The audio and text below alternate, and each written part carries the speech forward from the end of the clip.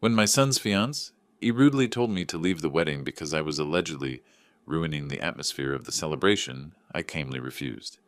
Then she lied to my son, saying that I had hit her so that he would kick me out. I just smiled and replied, "I'll leave, but only with you, son." By revealing what was hidden, I shattered their illusions. The wedding was canceled. Before we continue, please subscribe to the channel and write in the comments what time it is where you are now. I pulled my truck into the country club parking lot 45 minutes before the ceremony. The spring air carried that distinctive Texas blend of cedar and fresh-cut grass, warm enough to make my suit collar feel tight against my neck. I hadn't worn this suit since Patricia's funeral 5 years ago, and the fabric seemed to remember grief better than celebration. Through the rear-view mirror, I adjusted my tie for the third time. My hands were steadier than I expected. Michael was getting married today, my only son, the boy I'd raised alone after Patricia passed, now 35 and building his own life. That should have been enough to calm my nerves. But Jennifer had been living in my house for 8 months now, and something about her presence felt wrong. Not in ways I could articulate to Michael, just small things that accumulated like dust in corners nobody swept. I stepped out of the truck and walked toward the entrance. The venue sprawled across manicured lawns, all white columns and expensive landscaping. Inside, the cocktail hour was already underway. Crystal chandeliers caught the afternoon light. A string quartet played something classical near the windows. 80 or so guests clustered in small groups, champagne glasses catching the light. Jennifer stood near the bar, her phone clutched in both hands. She wore her pre-ceremony dress, something cream-colored and elegant. Her thumbs moved rapidly across the screen. When she glanced up and saw me, her expression shifted. Not surprise, not a smile. Something harder, colder. She turned her back without acknowledgement. I made my way to the appetizer table, accepting nods from relatives I hadn't seen in years. Michael's college friends stood in a cluster by the champagne fountain. I recognized Laura Bennett, the notary and family friend, watching the room with the careful attention of someone who witnessed documents and understood the weight of signatures. Jennifer continued texting. Every few minutes she'd turn away from whoever was speaking to her, shoulders hunched over the phone, fingers flying. Her body language read like someone conducting business, not celebrating. 30 minutes passed. The string quartet transitioned into something lighter, more festive. I stood near the appetizer table, forcing small talk with a cousin whose name I'd forgotten. Jennifer moved through the crowd, but she never approached me, never made eye contact. Then she did. Her heels clicked across the marble floor with deliberate rhythm. She didn't lower her voice. "Vance, honestly, you smelled terrible." Her nose wrinkled visibly. She took a step backward, as if proximity to me was physically painful. "I don't know what it is, but you're ruining the atmosphere here. This is my wedding day. I need you to leave. Now." Conversations around us faltered. The elderly woman beside me covered her mouth. A groomsman across the room exchanged glances with another. The wedding coordinator froze mid-step, champagne bottle in hand. The string quartet kept playing, oblivious, creating a surreal soundtrack to public humiliation. I kept my voice level, my hands steady at my sides. "Jennifer, I showered this morning, and I'm wearing the cologne Michael gave me last Christmas. I'm the father of the groom. I have every right to be here, and I'm not going anywhere." Her face flushed red. "You're embarrassing everyone. Look at people staring. Michael deserves better than this on his special day. Just go home, please." The whispers started then, fragments floating toward me from different directions. "Did you hear what she said?" And poor man, how humiliating. And "What's going on?" Someone asked, "Is the wedding still happening?" I met her eyes directly. "This is Michael's special day, not just yours, and I'm staying for my son." Jennifer's jaw tightened. For a moment, I thought she might say something else, but instead she turned sharply on her heel. The click of her heels against marble sounded like small-caliber gunshots. She disappeared down the hallway toward the dressing rooms. Michael had been standing with his groomsmen near the entrance. He looked between his retreating bride and his father. His hands opened and closed at his sides. His mouth formed words I couldn't hear from this distance, but I read his lips. "I'm sorry." Then he followed Jennifer. The guests remained frozen in their small clusters, conversations replaced by uncomfortable silence and sidelong glances.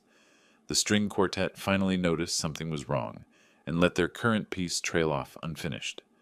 I stood there, suit collar still too tight, and realized with absolute certainty that this was exactly what Jennifer wanted.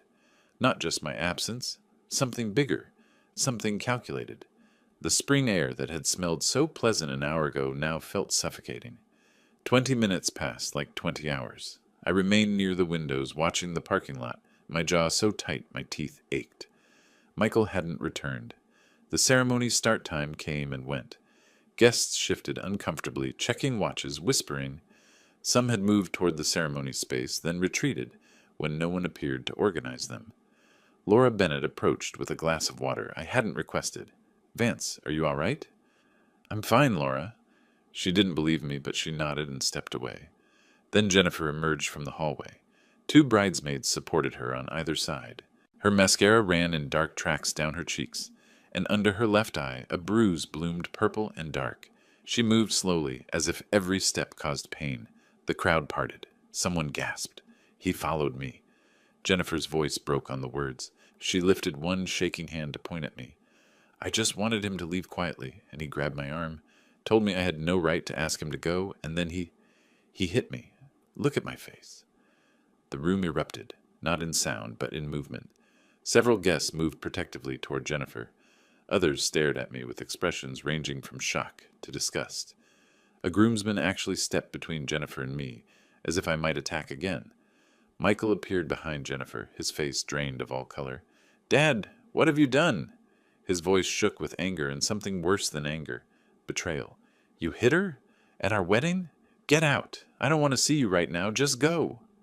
I didn't move, didn't defend myself, didn't raise my voice. The evidence sat in my truck, and arguing here would accomplish nothing. "I'll leave, Michael." I kept my tone measured, quiet. "But only together with you, son. 5 minutes. That's all I'm asking." "Dad!" 5 minutes. Something in my voice must have reached him, because Michael looked at Jennifer, then back at me, then nodded once. He followed me through the main doors. Behind us, the buzz of shocked conversation grew louder. Outside, the evening air had cooled. The parking lot lights cast everything in sodium orange. I unlocked my phone with steady hands and pulled up the video file. "This better be good, Dad. Jennifer's in there crying because you—" "Watch this," I interrupted him, holding out the phone. "Then you tell me who's lying." Michael took the phone. The screen showed our front entryway, timestamp from the previous night, 11:47 p.m. Jennifer appeared on screen, then a man, not Michael. They kissed, not a greeting kiss, the kind of kiss that told stories about what came next. Michael's face went slack. When was this?" "Last night. The detective has been following her for 3 months. There are more photos." I swiped to the gallery. Photo after photo. Jennifer and the same man, I'd learned his name was Brian, at restaurants, entering hotels, sitting in his car outside coffee shops. Each photo dated and time-stamped. 3 months of documentation. Michael watched himself get engaged in these photos' timeline. Watched himself plan a wedding while his fiancée, he built a separate life. "I installed cameras 4 weeks ago," I said quietly, when I started noticing things. "The detective is named Raymond Cole. He's been thorough." Michael's hands trembled as he held the phone. He watched the entryway video again. The timestamp glowed in the corner. 11:47 p.m., less than 24 hours before his wedding. He handed the phone back without speaking and walked toward the venue entrance. I stayed by the truck and watched him disappear inside. 3 minutes later, I heard the change in the crowd noise. Not the shocked buzz from before, but something sharper, more confused. Michael's voice carried through the open doors. Not shouting, but somehow worse. Quiet enough that people had to stop talking to hear. "Who is Brian, Jennifer?" Silence. Then Jennifer's voice, defensive. "What? Michael, what are you talking about? Your father is obviously trying to—" "I saw the video." Michael's voice cut through her words like a blade through silk. "From our house. Last night. Who is Brian?" I couldn't see them from where I stood, but I could imagine Jennifer's face, the calculations happening behind her eyes. She hadn't known about the cameras, hadn't known about Raymond Cole and his 3 months of photographs. She'd built her scheme on the assumption that I was simply an obstacle, not an adversary. The sounds from inside changed again. Movement, raised voices, confusion. The wedding coordinator appeared in the doorway, cell phone pressed to her ear, looking stricken. Guests began trickling out, first a few, then more. They walked quickly to their cars, not meeting my eyes, probably wondering what kind of family drama they'd witnessed. Laura Bennett emerged and paused beside my truck. Vance. Just my name, but it carried weight. Laura, the wedding's off. He's in shock. Jennifer left through the back. She's claiming you doctored the video somehow, but no one's listening. They're all leaving. I nodded. Where's Michael? Still inside, sitting in one of the ceremony chairs, just sitting. I should go to him. Give him a few minutes. He needs to process. She touched my arm briefly. I'm sorry this happened, but I'm glad you had evidence. Without it, I'd be the man who hit his son's bride at their wedding. The story would have been written, permanent as scars. Thank you, Laura. She nodded and walked to her car. I stood in the parking lot as the venue emptied, watching strangers leave with stories they'd retell for years. The country club lights blazed against the darkening sky, illuminating empty tables set for celebration, champagne going flat in abandoned glasses. This was only the beginning. Jennifer hadn't just been having an affair. She'd manufactured that bruise, planned that accusation with theatrical precision. She'd wanted me arrested, wanted Michael completely isolated from me, which meant whatever she was planning went deeper than infidelity. I needed more than photos now. I needed a strategy, legal counsel, documentation of everything. Because Jennifer Hayes had just declared war, and she'd done it in front of 80 witnesses. The difference was she didn't know I'd been preparing for battle since the day I first suspected the truth. I spent the night at a roadside motel off Highway 71, the kind with thin walls and a neon sign that buzzed like a dying insect. Sleep came in fragments. Every time I closed my eyes, I saw Michael's face in that parking lot, watching the video, understanding that his entire relationship had been built on lies. The next morning, I drove home. Mid-morning sun turned the asphalt soft. My house sat in Lakeway, a neighborhood where retired engineers like me could afford something solid after 40 years of work. Patricia and I had bought it in 1998. The mortgage burning ceremony had been one of our last celebrations before cancer took her. Jennifer's car occupied the driveway. I sat in my truck, hands on the steering wheel, processing this. She should have been gone, packed and fled in shame after being exposed in front of 80 witnesses. Instead, her silver sedan sat there like a declaration. The front door was unlocked. I found Jennifer in the living room on the couch, my couch, with coffee scrolling through her phone. She didn't stand when I entered, didn't even look up immediately. You need to pack your things and leave. Today. She glanced up then, and her expression held no trace of yesterday's tears or victimhood, just calm, almost amusement. I don't think so, Vance. I've lived here for over a year. I have tenant rights. You can't just throw me out. Tenant rights? You're not paying rent. You're Michael's guest, and he's not here anymore. Jennifer set her phone down deliberately. Michael is a co-owner of this property. I'm his guest, and he invited me to stay. You'll need a court order to remove me, and that takes months, maybe longer. Co-owner. The word landed like a punch. I walked to my home office, past the photos of Patricia on the walls, past Michael's childhood drawings I'd never taken down. My hands shook as I pulled the file cabinet open, found the property documents I hadn't examined in years. There it was, the deed. My name? Yes. But beside it, Michael Anthony Jenkins. Joint tenancy. 50-50 ownership. I remembered now. 3 years ago, Michael's business venture had failed. Some tech startup that burned through investor money and left him owing $45,000. I'd helped him, sold some stocks, gave him the cash, told him to rebuild carefully. His accountant, some kid fresh out of business school, had suggested this arrangement.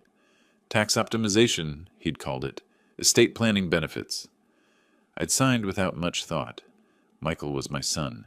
The house would be his eventually anyway. Now that decision trapped me. I called Michael 17 times that afternoon. Each attempt went to voicemail.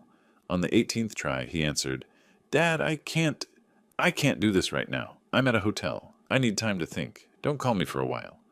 Traffic noise behind his voice. He was driving somewhere, anywhere, just moving. Michael, we need to talk about the house, about what happens next. I don't care about the house right now. I can't. The line went dead. I sat at my kitchen table, the same table where Patricia and I had eaten breakfast for 17 years, and opened my laptop, methodical. That's how I'd solve problems for 4 decades as a civil engineer. Break them into components, find solutions, build systematically. Attorney searches, reviews, specializations. I made calls, explained situations briefly, scheduled consultations. By 4 in the afternoon, I had an appointment with Patricia Morgan for the next morning.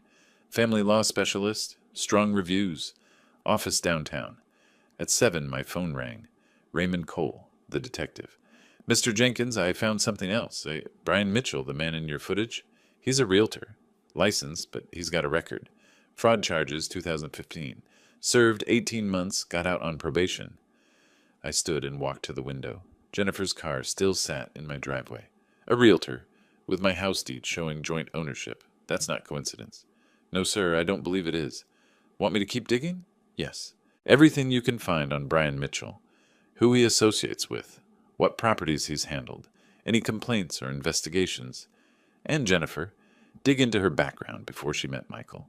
Something tells me this wasn't spontaneous. I'll have more for you in a few days. After he hung up, I walked through my house. Every room carried memories of Patricia, of raising Michael alone after she died, of building a life that felt solid and permanent. Jennifer had contaminated all of it. She sat in my living room like an occupying force, protected by paperwork I'd signed in good faith. But I'd spent 40 years building bridges and highways, calculating stress loads and failure points. I knew how to identify weaknesses in structures, and every structure, no matter how solid it appeared, had vulnerabilities. Jennifer thought she'd won because she had legal protection. She thought Michael's silence gave her leverage. She thought I was just an old man who'd lost his son's trust. She hadn't considered that I'd been planning since the first time I noticed her texting at midnight, claiming work emergencies. She hadn't known about the cameras, the detective, the 3 months of evidence I'd already gathered. This was just beginning, and I had patience that came from decades of watching concrete cure, waiting for materials to arrive, letting time work in my favor. Jennifer wanted months of legal battles. I'd give her exactly that. But every day I'd be building my case, finding every crack in her scheme, documenting everything. Engineers don't rush. We measure twice, cut once. We build to last. Patricia Morgan's office occupied the 7th floor of a building on Congress Avenue, with windows overlooking the Capitol. The waiting room smelled of leather and old books. Legal volumes lined the walls, spines aligned with precision that would have satisfied my engineering sensibilities. She was 52, according to her website, with gray threading through dark hair she'd pulled back, simply. Her handshake was firm. She gestured to the conference room, then sat across from me with a yellow legal pad. Mr. Jenkins, tell me everything. I did. The wedding disaster, the fake assault accusation, the hidden camera evidence, Jennifer's refusal to leave, the ownership complication I'd discovered, Raymond's detective work, including Brian Mitchell's criminal background. I showed her the video, the photographs, the deed. She took notes throughout, occasionally stopping me to ask pointed questions. When I finished, she set down her pen and leaned back. Mr. Jenkins, I'll be direct. The ownership situation complicates this significantly. We can't simply evict her as a trespasser when she's arguably the guest of a co-owner. But Michael isn't supporting her claim. He's not here. His silence isn't the same as opposition. In court, her attorney will argue that permission given previously still stands until explicitly revoked, and Michael would need to be the one revoking it. I felt the weight of that reality settling. What about the assault lie? She accused me in front of 80 people. Patricia leaned forward. That's our strongest angle. Defamation with multiple witnesses. If we can prove she fabricated the bruise and the claim, we establish a pattern of deception. It won't get her out immediately, but it damages her credibility for everything else. How do we prove it? Witnesses. Timeline. The venue likely has security cameras. I'll subpoena that footage. And you said there were people who can confirm your location? Laura Bennett. She's a notary, family friend. She saw me by the windows when Jennifer came back with that bruise. Several others saw me too. Patricia made notes. I'll need their contact information. We'll build a timeline proving you couldn't have attacked her. Within 3 days, she'd filed 2 motions. One sought to evict Jennifer as an unauthorized long-term guest whose implied invitation had expired. The second was a defamation suit based on the false assault accusation. Her paralegal handled the courthouse filings while Patricia contacted witnesses. Laura Bennett agreed immediately when I called her. Vance, of course I'll testify. You were standing by the windows when she came back out. I saw you there the whole time. That girl manufactured that bruise somehow. 3 other guests, 2 of Michael's college friends and a cousin from Patricia's side of the family, also agreed. They'd all seen me in the cocktail area. The timeline made Jennifer's accusation impossible. Then Jennifer struck back. A process server arrived at the house on a Thursday afternoon. I was in the kitchen when the doorbell rang. Before I could reach it, Jennifer opened the door, accepted an envelope, and turned to me with a slight smile. "This is for you." She handed me the papers. Counter motion claiming verbal agreements with co-owner Michael Jenkins for indefinite residency. Countersuit against Vance Jenkins for harassment, emotional distress, and creating a hostile living environment. Attorney Marcus Webb, specializing in tenant rights. The law protects residents, Vance, even ones you don't like. You're going to learn that fighting me was a mistake. I kept my voice level. Get off my porch. It's Michael's porch, too, and mine, for now. She walked back inside, leaving the door open behind her. Both attorneys tried reaching Michael for depositions. He responded through emails, brief, cold messages that cut deeper than any argument. I won't be giving depositions or testimony for either side. Jennifer lived there with my permission. Beyond that, I have nothing to say. Leave me alone. I read those words 3 times, sitting at my laptop. My son reduced to digital distance, too hurt to engage, too overwhelmed to choose sides, confirming just enough to complicate everything. Patricia called me back to her office 2 weeks after our initial meeting. The view from her conference room showed evening traffic crawling down Congress Avenue. I want you to understand what we're facing. Best case scenario, we get a hearing in 6 weeks. More likely it's 8 to 10. Then there's discovery, possible continuances, appeals. You're looking at months of her living in your house. Months, possibly longer. Texas law favors established residency. She's been there over a year. That matters. I watched the traffic below. All those people heading home to their normal lives, their uncomplicated domestic situations. What are our chances? Patricia's expression remained professional, but I saw the honesty behind it. The defamation case? Strong. We have witnesses, timeline, evidence of fabrication. We'll win that. The eviction? Much harder. Marcus Webb is good at what he does. He'll argue tenant protections, verbal agreements, Michael's co-ownership. Even without Michael's active support, his written confirmation that Jennifer lived there with permission gives her legal standing. So she stays while we fight.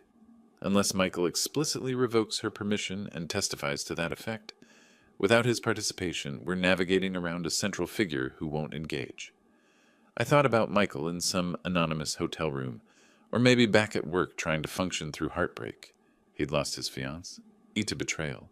He'd learned his father had been investigating her for months without telling him. He'd watched his wedding become a public spectacle of lies and exposure, and now both sides needed him to take a position when all he wanted was distance from the wreckage. Then we proceed without him, I said. Document everything Jennifer does, every interaction, every expense she incurs, every day she occupies my property. Build the case piece by piece. Patricia nodded. That's exactly what we'll do. This is going to be a war of attrition, Mr. Jenkins. She's counting on you giving up, settling, maybe even selling the property and splitting proceeds. She wants you worn down. I stood, gathered my copies of the legal filings. I built infrastructure for 40 years. Highways that carry millions of cars, bridges designed to last a century. I understand long-term projects. At the door, I turned back. One more thing. The detective found that Jennifer's boyfriend is a realtor with a fraud conviction. That's not coincidence. There's a bigger scheme here. Keep looking. Patricia made a note. I will, and Vance, document everything. Everything she says, does. Every person who visits. You're building evidence for months from now. I drove home in darkness, knowing Jennifer would be there, occupying my space, confident in her legal protections. But confidence built on deception always had cracks, and I'd spent a lifetime learning how to find them. 3 weeks into the legal battle, my phone rang while I was reviewing property tax records at the small apartment I'd rented near downtown. Raymond Cole's number. Mr. Jenkins, I've got something. It's bigger than we thought. Jennifer and Brian weren't just having an affair. They were running a real estate scam, and your house was the target. 20 minutes later, I sat across from Raymond in a coffee shop in South Austin, far from anywhere Jennifer might be. He'd chosen a corner booth away from other patrons. 2 cups of black coffee steamed between us, both untouched. Show me. Raymond slid a manila folder across the table. Phone records, legally obtained through court order. Read the conversation from April 15th. That's 6 weeks before the wedding. I opened the folder. Transcripts. Pages of them, organized by date. Each conversation between 2 phone numbers identified as belonging to Jennifer Hayes and Brian Mitchell. My hands tightened on the paper as I began reading. April 15th, 11:47 p.m. Jennifer. Michael's completely on board with the house being joint ownership. He actually thinks he's helping his dad with taxes. The old man has no idea we're setting up the biggest payday of our lives. Brian. And he'll go along with selling? You're sure? Jennifer. I can convince Michael to do anything. Once we're married, I'll give it 6 months. Then start talking about how we need our own place. How his dad's house has too many memories. Brian. Michael doesn't suspect a thing. This is going to work perfectly. I flipped through more pages. Conversation after conversation, spanning 4 months. Discussion of market values, appraisal timing, how to present the sale to Michael as financially smart. Jennifer laughing about how sweet and trusting Michael was. Brian outlining how his LLC would handle the purchase, then flip the property within weeks. My jaw worked silently. I went back, reread sections, my engineering mind cataloging the evidence methodically. This wasn't passion or poor judgment. This was premeditation, calculation, industrial scale betrayal. They planned this for months. My voice came out tighter than I intended. The whole relationship was a setup. Raymond leaned forward. Years, actually. Jennifer targeted Michael specifically. She researched your property records, knew about the joint ownership arrangement, knew the house was paid off. This wasn't random. He pulled out another document, a property appraisal. Professional, detailed, commissioned by Raymond himself through the detective agency. Your house is worth $680,000. The planned sale price to Brian's shell company, Lone Star Property Solutions, LLC, was going to be $425,000. They'd present it as a quick sale to avoid capital gains complications. I did the math automatically. $255,000. That's what they planned to steal from my son, from me, from everything Patricia and I had built. How did you get the court order for phone records? I took what we had, the affair evidence, Brian's prior fraud conviction, the pattern of similar transactions in his business history, and filed an affidavit with a judge. Probable cause for criminal conspiracy. Took 2 weeks to process, but it came through. I gathered the papers carefully, making sure nothing would crease or tear. Evidence, proof, not speculation or suspicion, but documented conspiracy. I need to see Patricia immediately. Raymond nodded. I figured. I already sent her copies. She's waiting for your call. I left my coffee untouched and drove straight to Patricia's office. Her secretary tried to intercept me.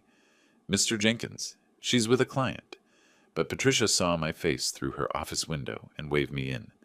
We spread everything across her conference table. The original detective report, the video evidence from my hidden camera, the phone transcripts, the property appraisal, Brian's business records showing multiple similar frauds over the past 5 years. Patricia photographed each document with her phone, made copies, began drafting something on her laptop. Vance, this changes everything. She looked up from her screen. We're not just fighting an eviction battle. We're looking at conspiracy to commit fraud, possibly wire fraud if any communications cross state lines, attempted theft by deception. This is criminal. What do? We file a criminal complaint with the DA's office. I'll prepare a referral package with all this evidence. The civil suits continue, but now we've got criminal exposure hanging over both of them. Jennifer's attorney won't be able to ignore this. I looked at the transcripts again.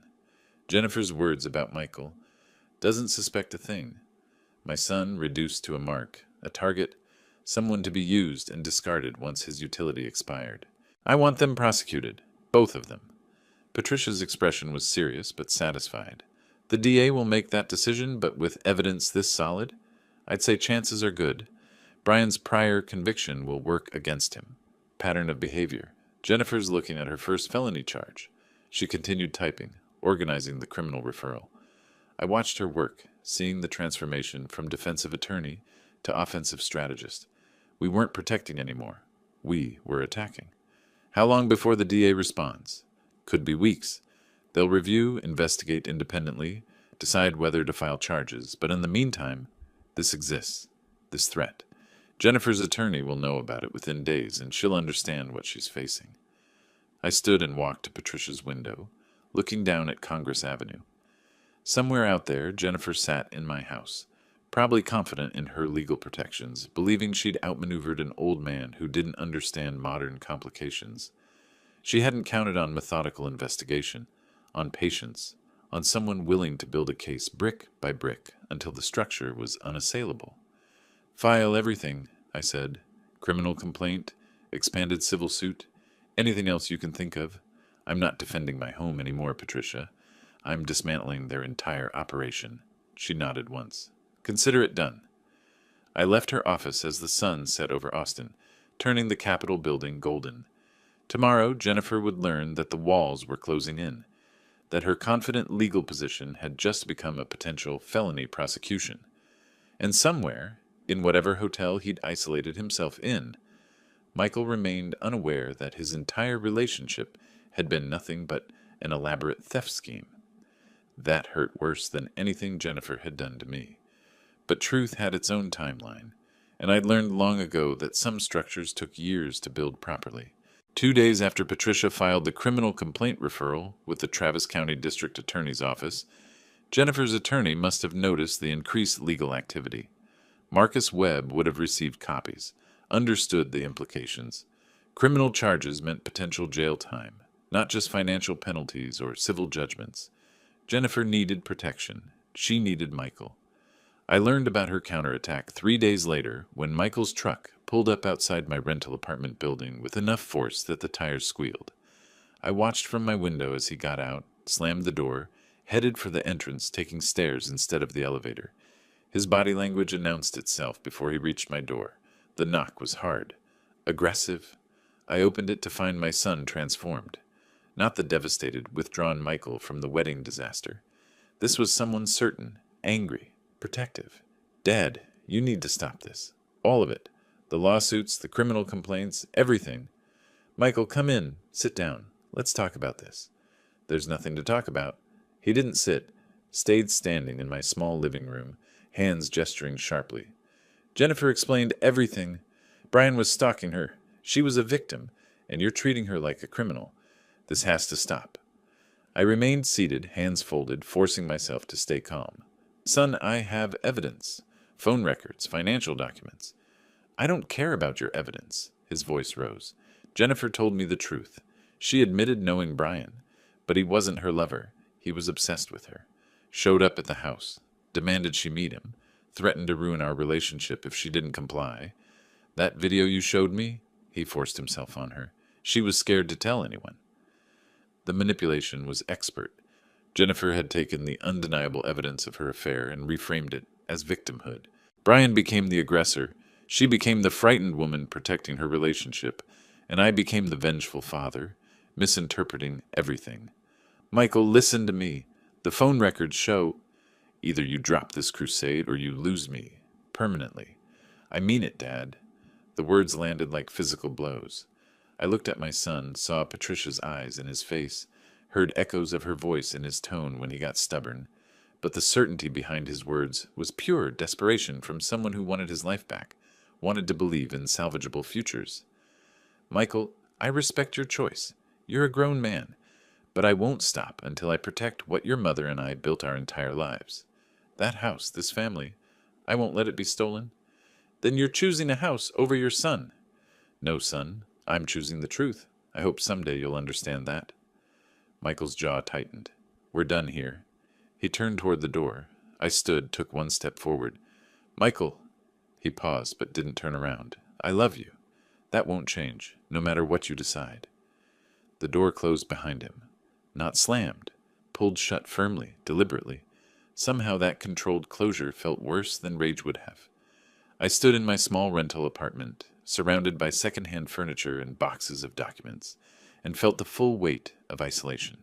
Patricia was gone 5 years. Michael was gone now too, choosing Jennifer's lies over evidence, manipulation over truth. For the first time since this began, I felt something close to defeat, but only for a moment. I walked to my phone, made 2 calls, first to Patricia. Patricia, it's Vance.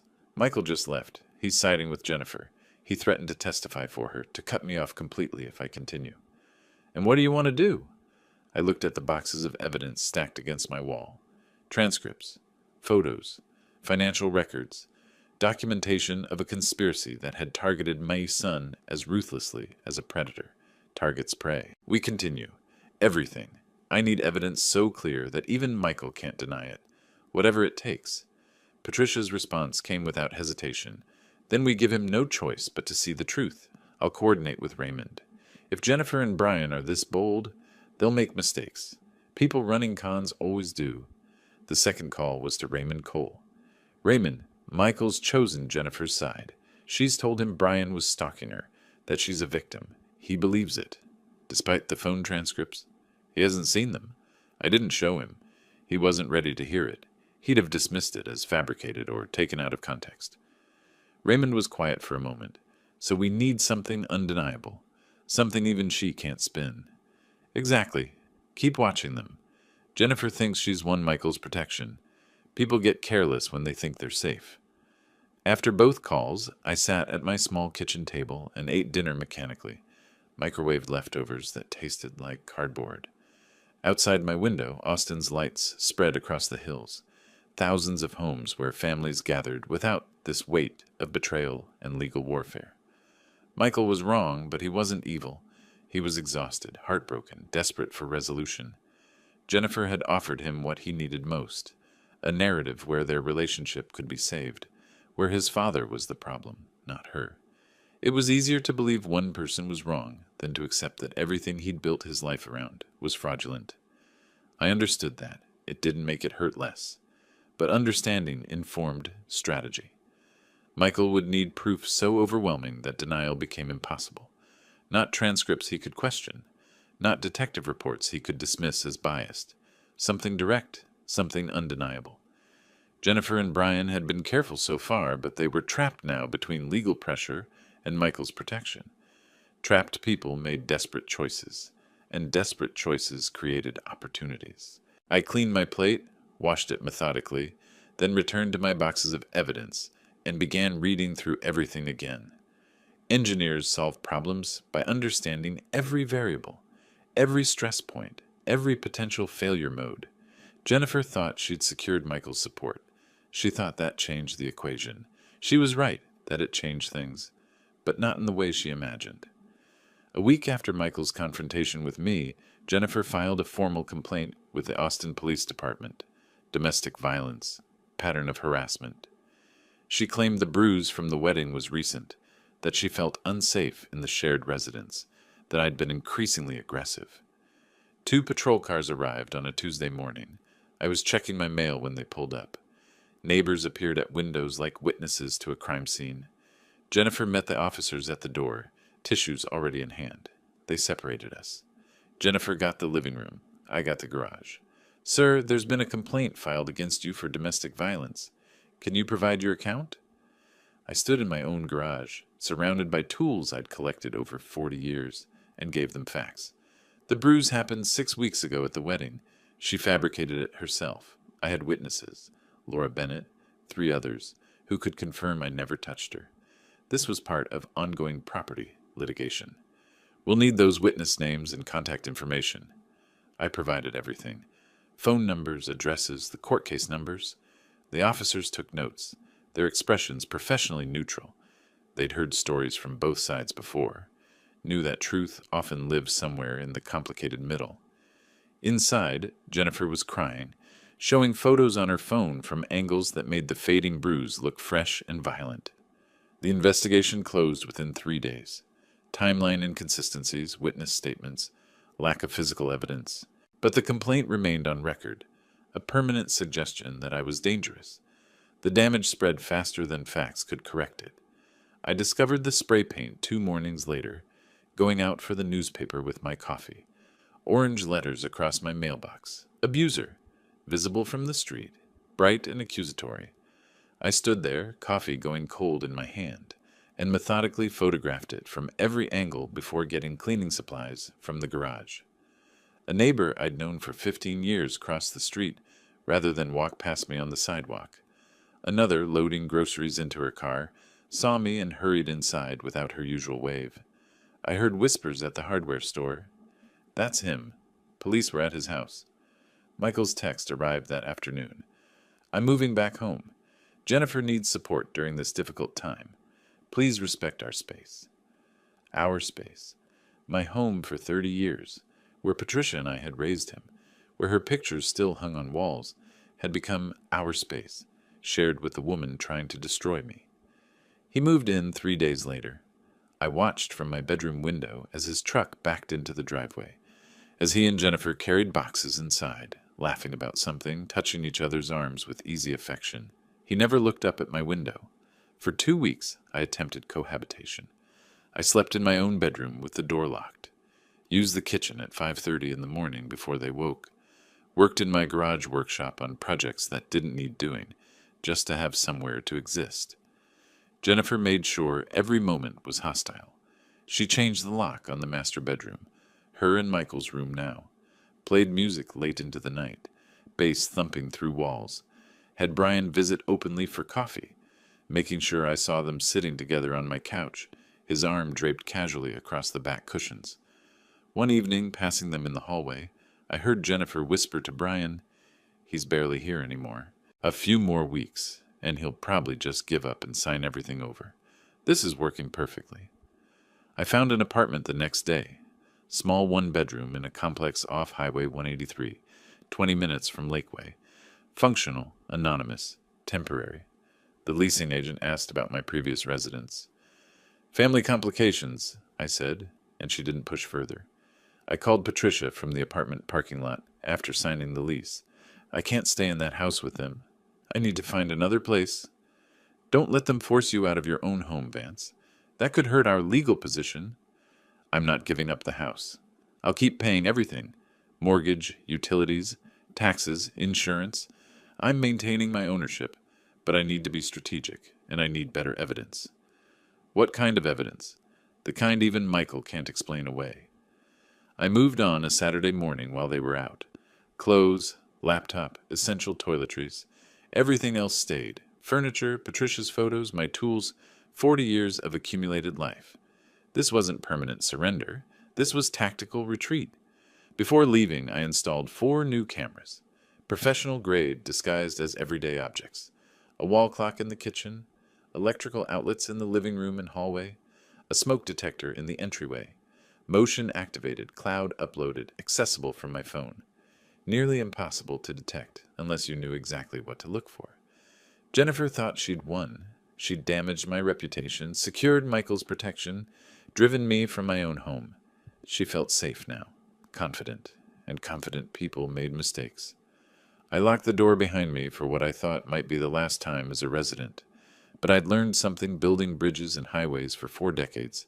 Sometimes you had to demolish the old structure before you could build something that would last.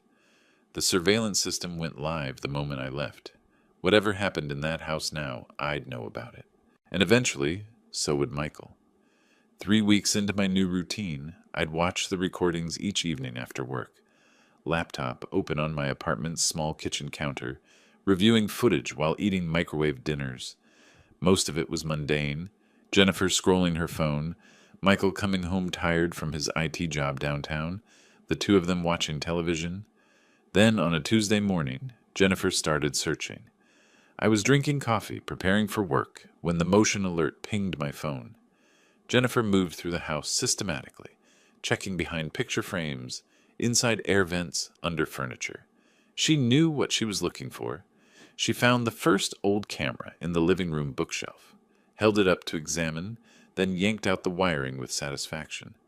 The second camera, hidden in a kitchen cabinet, came out minutes later. She immediately texted someone, Brian presumably, with a photo of her discoveries. He arrived that evening.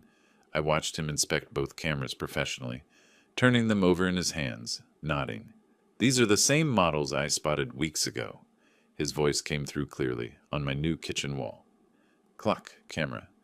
"Basic consumer grade. We're clear." Jennifer looked uncertain. "Are you sure? What if there are more?" "I've checked this place professionally. These were the only two. Trust me, I know what I'm looking for." Over the next several days, their behavior changed, more relaxed. Brian started visiting during daytime hours when Michael was at work. They spoke freely, touched casually, acted like the house belonged to them. Thursday afternoon, 2 weeks after they'd found the old cameras, Brian arrived at 2:15. Michael's shift didn't end until 6. Almost 4 hours of privacy. Jennifer made coffee. They settled at the kitchen table, my kitchen table, and Brian spread out documents. The wall clock camera captured everything in perfect HD. "Okay, so here's the play." Brian's finger traced across papers. "Home equity loan, $220,000. With the house appraised at $680,000 and the mortgage paid off, it's barely a third of the equity. Banks love this. And Michael will go along with it. You'll convince him.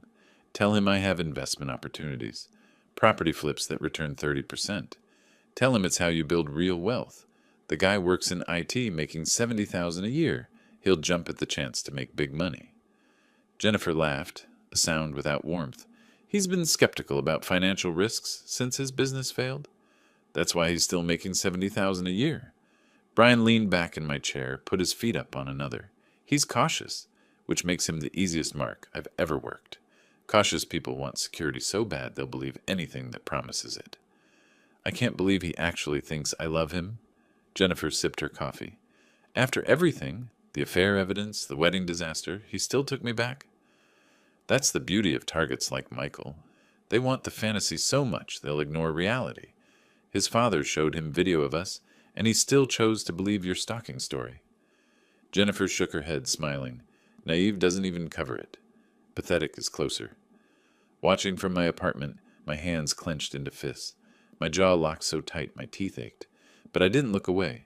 I needed to see all of it, hear all of it, document every word. Brian pulled out more papers, loan applications with signatures that looked like Michael's handwriting, but with subtle differences I recognized as forgery. 6 months, Brian continued.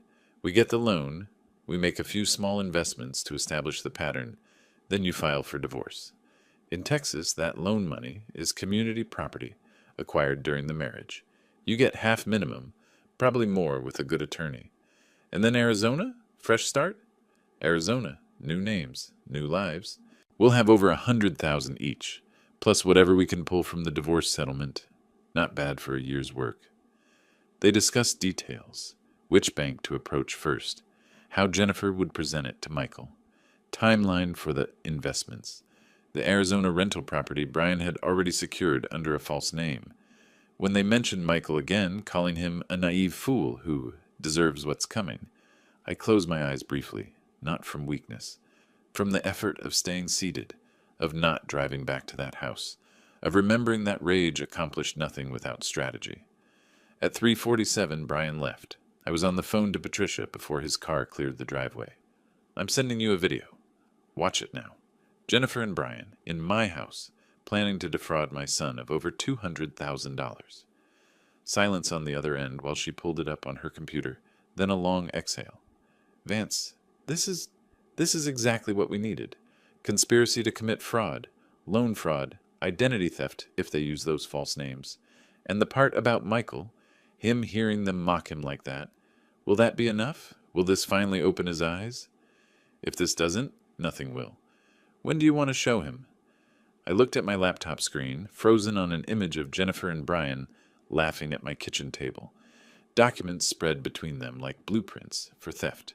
Soon. But first, I want to make sure we have everything legally protected. I want them charged, Patricia. Both of them. Criminal charges that stick. I'll coordinate with Raymond and the DA's office. With the phone transcripts and now this video, we have conspiracy from multiple angles. The forged signatures on those loan applications, that's a separate felony. After hanging up with Patricia, I called Raymond, sent him the files, watched him watch the video in real time through our video call, saw his expression harden when Brian called Michael the easiest mark. They're criminals, Raymond said quietly. Professional ones. This wasn't Jennifer's first con, and it definitely wasn't Brian's. Can you prove that? Give me 3 days. I'll dig into both their backgrounds deeper. Find the pattern. People like this don't suddenly start with a scheme this sophisticated. I saved the video to 3 separate cloud services, downloaded copies to 2 external drives, took screenshots of the most damning moments, Jennifer's face as she laughed about Michael thinking she loved him, Brian's casual contempt, the forged loan applications visible on the table. Evidence? Finally, irrefutable. Michael was still at work, probably sitting in his office cubicle checking server logs or troubleshooting network issues, unaware that in a few days his entire world would collapse again. But this time, he'd see the truth not through his father's explanations, but through Jennifer's own words. She'd mocked him, called him pathetic, planned his financial destruction while he slept beside her each night, trusting and naive and desperately wanting to believe in salvageable love. Part of me wanted to call him immediately, send the video, force him to watch. But strategy mattered more than urgency. The DA needed time to review. Patricia needed to prepare. And I needed Michael to see this not as his father's attack, but as justice's revelation. Outside my apartment window, Austin spread across the hills in evening light. Somewhere in that sprawl, Jennifer and Brian felt safe, successful, inches from their biggest payday. They had no idea the walls had already closed around them. 2 days after obtaining the video, I sent Michael a text message. Can we talk? Not about the legal stuff, just coffee. The place on West 6th, if you remember it. The coffee shop held history. Saturday mornings before Jennifer, Michael, and I would meet there, discussing everything from career decisions to basketball playoffs to nothing important at all. Just father and son sharing time. I didn't know if he'd respond. The next morning I arrived early. Chose the booth by the window, the one we always used. Ordered 2 black coffees before he arrived. The way we both drank it. No sugar, no cream. Checked my watch repeatedly. 9 o'clock became 9:15. Maybe he wouldn't come. Then he appeared in the doorway. He looked terrible. Dark circles under his eyes, weight loss visible in his face and neck. He spotted me, hesitated, then crossed the room and slid into the booth without speaking. I wasn't sure I'd come, he said finally. I'm glad you did. How are you? He laughed bitterly. That's a complicated question. Work is fine. Everything else? He trailed off, staring at his coffee. We talked carefully for 10 minutes. His latest project at work, a server migration that was causing headaches. The heat wave, traffic on I-35. Everything safe, everything meaningless. Then I placed my tablet on the table between us. Before you say anything, just watch this. Please. After you've seen it, if you want to leave, I'll understand. But you need to see it. I'd queued up the video, volume adjusted just loud enough for him to hear, but not for other patrons. I pressed play and turned the screen toward him. His face went through stages as he watched. Confusion first. Jennifer and Brian at the kitchen table. Documents spread between them. Then recognition as he understood what he was seeing. Horror when Brian mentioned the home equity loan amount. Jennifer's voice came through clearly. The guy works in IT, making $70,000 a year. He'll jump at the chance to make big money. Brian's response. That's why he's still making $70,000 a year. He's cautious, which makes him the easiest mark I've ever worked. Michael leaned forward, intent, as if proximity to the screen might change what was happening. Then Jennifer laughed, that particular sound that would haunt him, and said, I can't believe he actually thinks I love him. His hand trembled. His coffee cup rattled against the saucer, but he kept watching. When the video ended, silence. Michael stared at the blank screen for what felt like a full minute. I didn't speak, didn't push, just waited. When was this? His voice came out hoarse. Thursday afternoon, 4 days ago, while you were at work. She's been in my bed every night since then. He spoke more to himself than to me, smiling at me, kissing me, planning to rob me. I'm sorry, son. I'm so sorry. He pulled out his phone with shaking hands, scrolled through messages, turned the screen toward me. A text from Jennifer, sent yesterday. Brian mentioned some investment opportunities. Maybe we should talk about that home equity loan again. Could be our chance to really build something. She's actually doing it, Michael said. Everything they said on that video. She's doing it right now. What do you want to do? He looked at me then, really looked at me for the first time in weeks. What do I do, Dad? Tell me what to do. We can take this to the police right now, file formal charges. Or you can go home, confront her yourself. But if you confront her first, she'll deny everything, maybe destroy evidence, probably disappear. We need to act legally, immediately, if we're going to stop this. Michael set his phone down carefully. She called me pathetic, called me an idiot. She never loved me at all. No, son, she didn't. I'm sorry, but no. He sat there processing, rebuilding his entire understanding of the past 2 years. Every memory now suspect. Every moment recategorized as manipulation. Let's go to the police, he said finally. I'll give a statement. I'll testify. Whatever you need. We left the coffee shop together, drove in separate vehicles to Patricia's office downtown. She was waiting. I'd called ahead, told her Michael might be coming. Her conference table was already prepared with documents. Michael, I need you to confirm a few things for the record. Patricia's voice was professional, but kind. Did Jennifer discuss taking a home equity loan on the property? Yes, multiple times. She said Brian had investment opportunities that could return 30%. She made it sound like a smart financial move. And did you agree to this loan? No. I was considering it, but something felt off. I kept delaying. Now I know why. She was setting me up.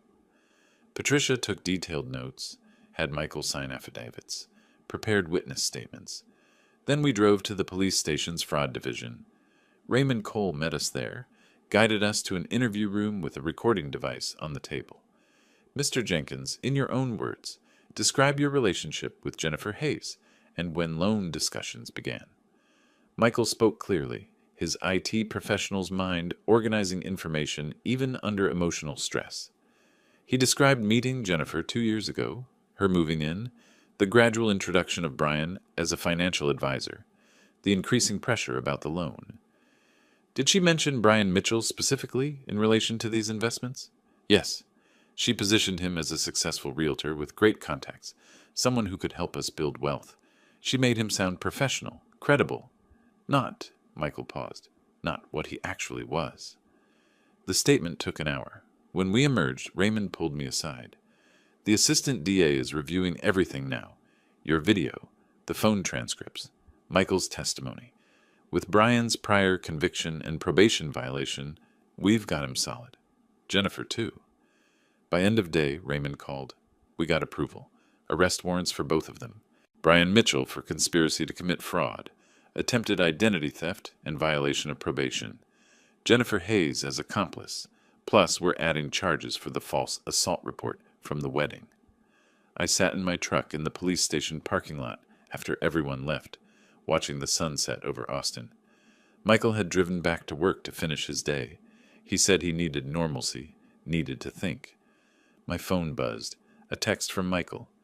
Thank you for not giving up on me. I typed back, You're my son. I wasn't giving up on you. Not ever. Justice was coming. But more important than any legal victory, more valuable than the house or money or vindication, I had my son back. The next morning, 2 Austin police officers arrested Brian Mitchell at his real estate office on North Lamar Boulevard. Raymond called me with the details. We got him this morning. Clean arrest. When we mentioned the probation violation, he went white. He knows what that means. Real prison time. And Jennifer? Officers are heading to the house now. Michael's at work. He won't have to see it. Jennifer tried her usual tactics when detectives arrived that afternoon. I heard about it later through Raymond. The tears, the claims of being a victim, the attempt to manipulate. But these officers had watched the video evidence. They'd seen her mock Michael, heard her plan the fraud. Ma'am, we have video evidence of you planning to defraud your fiancé of over $200,000. You need to come with us now. She was booked and released on bond that evening, but the legal momentum had shifted irreversibly. Patricia filed an emergency eviction order. Within a week, a judge granted it. 2 weeks after the arrests, a Travis County constable supervised Jennifer's removal from my property. I stood in the driveway with Patricia beside me as Jennifer emerged with 2 suitcases and a backpack. Everything she'd arrived with 2 years ago. The expensive clothes, jewelry, all the possessions she'd accumulated were gone, sold to pay her defense attorney. She looked at me with pure hatred, but said nothing. The constable ensured she left without incident. Her car disappeared down the street, and the house was mine again. The legal proceedings stretched through spring into summer. Brian, facing overwhelming evidence and a probation violation, pleaded guilty in May. 3 years in state prison. His prior conviction and the recorded conspiracy left him no defense. Jennifer fought longer, but eventually accepted a plea deal in July. 2 years probation, 200 hours community service, $15,000 restitution for my legal fees, permanent restraining order. The defamation suit settled separately. She admitted the assault accusation was false, provided a written apology, paid an additional $8,000 in damages. In late July, Michael and I met with Patricia and a real estate attorney at a title company office. Documents spread across the table, official and final. Dad, I want to sign this over to you completely. Michael's pen hovered over the deed transfer. It was always your house. I should never have let that accountant convince us otherwise. Michael, you're still my heir. When I'm gone, this all goes to you. That hasn't changed. I know, but while you're here, it should be yours. No complications. No joint ownership. Just yours. He signed. The notary stamped. I became sole owner again. Then Michael pulled me into a brief, awkward hug. I'm sorry, Dad, for everything, for not believing you, for choosing her over you, for being the fool they said I was. You weren't a fool. You were a man who wanted to believe in love. That's not foolish, that's human. She made me doubt you, my own father. I don't know if I can forgive myself for that. You don't need to forgive yourself. You just need to move forward. We both do. Michael had moved into his own apartment near his work, a small but decent place he paid for himself. Sunday dinners at my house became routine again. The first was stilted, eaten mostly in silence. The second included conversation about work. By the third, we laughed at something on television. Progress was incremental, but real. In early August, I fully moved back home, changed all the locks, had the place professionally cleaned, opened every window to air out the residue of betrayal, unpacked my boxes from the temporary apartment, reclaimed my space. The house felt like mine again. On a warm evening in mid-August, I sat on my back porch, watching the sunset paint Austin's skyline orange and purple. Summer was fading toward fall. The cicadas sang their evening song. Michael's truck pulled into the driveway. He came around back carrying 2 cups of coffee from our West 6th Street coffee shop. Our place, restored. He handed me 1 cup, settled into the second chair beside me. We sat in comfortable silence, watching light fade from the sky. Thanks, Dad, his voice was quiet, for not giving up. On the house, on the legal fight, on me. You're my son. I wasn't giving up on you. Not ever. I know that now. I should have known it then. More silence. Comfortable now, not weighted with tension or unspoken accusations. Just father and son, sharing space and time. Coffee's good, I said. Same place. Same order. Some things should stay the same. The sunset deepened to purple, then dark blue. Lights came on across the city. Somewhere out there, Jennifer was serving her probation, learning that consequences were real. Brian was in a state prison, his career destroyed, his freedom gone for years. The justice system had worked when presented with irrefutable evidence. But sitting here with my son, watching the evening settle over the city, I realized that justice wasn't the real victory. The house wasn't the real victory. The legal triumph wasn't the real victory. Michael was the real victory. My son healed enough to sit beside me. Our relationship damaged but mending, broken but not destroyed. He'd chosen truth over comfortable lies. He'd found the courage to face his mistakes and move forward. I placed my hand on his shoulder briefly. He nodded, understanding everything I couldn't say. The cicadas sang. The coffee was still warm, and after months of war, manipulation, and betrayal, there was finally peace. Not perfect peace. We both carried scars. But honest peace, built on truth and patience, and the refusal to surrender, what mattered most. The house was mine. Justice had been served. And most importantly, I had my son back. That was enough. If you liked this story, please like this video, subscribe to the channel, and share your impressions of this story in the comments. To listen to the next story, click on the box on the left. Thank you for watching.